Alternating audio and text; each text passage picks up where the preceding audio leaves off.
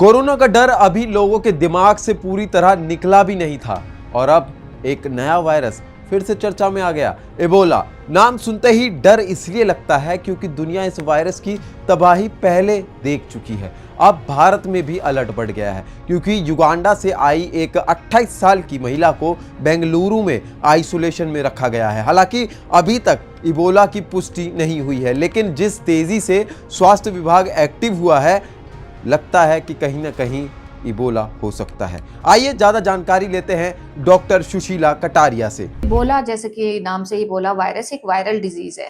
Basically एक zoonotic disease है। Zoonotic disease क्या होती है कि जो जंगली जानवरों से ह्यूमन में ट्रांसमिट हो जाती है, क्योंकि ह्यूमन बींग्स का और वाइल्ड लाइफ का इंटरेक्शन ज्यादा बढ़ गया है। तो ये वायरस तो एनिमल्स में has been there for centuries, काफी सालों से रहा है, लेकिन 1976 में इसकी ह्यूमन डिजीज को हमने आइडेंटिफाई किया। और ये डिजीज मेनली होती कहाँ है? सब साहारन कंट्रीज में, जैसे कॉन्गो है, जायरे है, या उसके आसपास के एरियाज।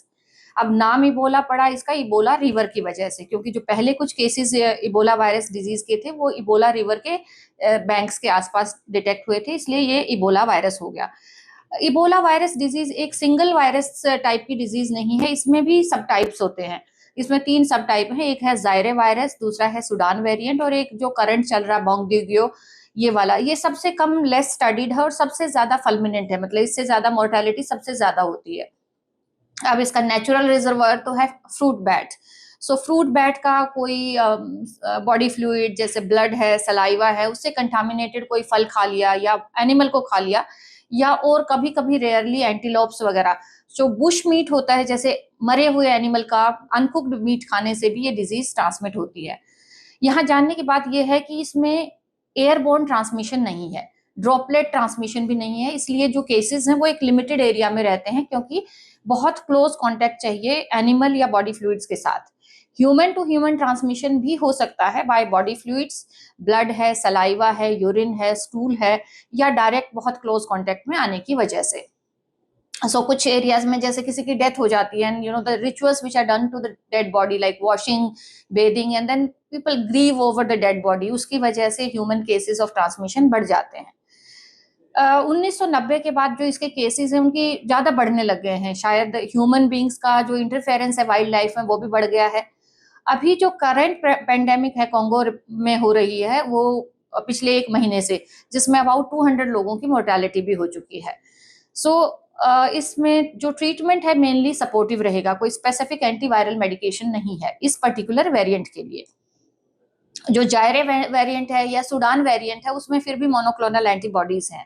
सो इनिशियल सिम्टम्स क्या होंगे? वायरल की तरह ही बुखार होना, सिर दर्द होना, बॉडी का दुखना, एंड फिर धीरे धीरे मल्टी ऑर्गन डिसफंक्शन हो जाता है, लीवर पे, किडनी पे, और मोर्टेलिटी भी हो सकती है। अगर ध्यान ना दिया जाए तो इसमें 90% तक मोर्टेलिटी है, पर अगर प्रॉपर केयर किया जाए तो उसको हम रिड्यूस करके 25% तक रिड्यूस कर सकते हैं। सो इसका मेनली जो प्रिवेंशन रहेगा वो यही रहेगा कि एक तो भाई अनकुक्ड मीट बिल्कुल ना खाएं, वाइल्ड लाइफ के साथ इंटरफेरेंस ना हो। जो लोग जाते हैं वो जानते हैं कि भाई कोई भी आधा कटा हुआ फल नहीं खाना, किसी भी डेड एनिमल को नहीं खाना चाहिए, और मीट खा रहे हैं तो उसे अनकुक्ड नहीं खाना चाहिए। फिर है यूनिवर्सल प्रिकॉशंस, जो हेल्थ केयर वर्कर्स इनको अटेंड कर रहे हैं या जो फैमिली मेंबर्स बीमार व्यक्ति को अटेंड कर रहे हैं, वो हमेशा हैंड हाइजीन का ख्याल रखें, ग्लव्स पहने, बहुत क्लोज कांटेक्ट अवॉइड करें। फिर उसके बाद आता है कि अनफॉर्चुनेटली अगर पेशेंट की डेथ हो जाती है तो उसकी जो लास्ट राइट्स हैं वो इस तरह से किए जाएं कि उसकी बॉडी के साथ किसी और का कांटेक्ट ना हो। अर्ली आइडेंटिफिकेशन करेंगे, डायग्नोसिस होगा, प्रॉपर हाइड्रेशन होगी, ऑर्गन सपोर्ट होगा, तो मोर्टेलिटी कम हो जाएगी।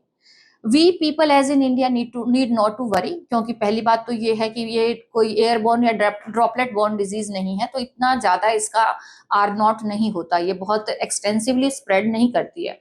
और पिछले 50 साल की हिस्ट्री में भी यही रहा है कि इसकी जितने भी एपिडेमिक्स हुए वो लिमिटेड एपिडेमिक्स रहे हैं।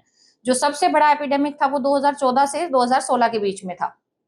2 साल चला एपिडेमिक, भी लिमिटेड था, हालांकि उसमें मोर्टेलिटी कुल मिला के 28,000 लोगों की मौत हुई थी, which was a huge epidemic, but it was still not a global pandemic. So we need not to worry, but we have to stay vigilant, not only for Ebola, but all the infectious disease which can affect us.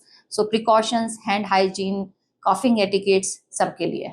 आपको बताते चले, भारत सरकार और कर्नाटक स्वास्थ्य विभाग इस मामले को लेकर पूरी तरह अलर्ट मोड में है। एयरपोर्ट्स पर स्क्रीनिंग बढ़ा दी गई है और अफ्रीका से आने वाले यात्रियों पर एक्स्ट्रा विजिलेंस रखी जा रही है। बेंगलुरु और मंगलुरु में अलग क्वारंटाइन और आइसोलेशन सेंटर्स तैयार रखे हैं ताकि जरूरत पड़ने पर तुरंत एक्शन लिया जा सके। हेल्थ एजेंसीज बार बार लोगों से कह रही हैं कि सोशल मीडिया र्यूमर्स पर भरोसा ना करें, क्योंकि अभी सिर्फ जांच चल रही है, कंफर्मेशन नहीं हुआ है।